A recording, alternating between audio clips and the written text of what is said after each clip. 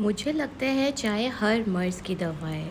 कुछ करने से पहले चाय पी लिया जाए, कुछ करने के बाद थकान हो जाए, चाय पी लिया जाए। बाहर से आए थकान हो रही है, चाय पी लिया जाए। सोने से पहले चाय पी लिया जाए।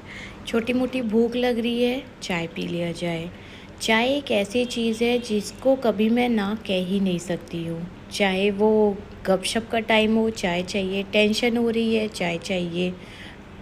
डिनर हो गया है फिर उसके बाद भी चाय चाहिए।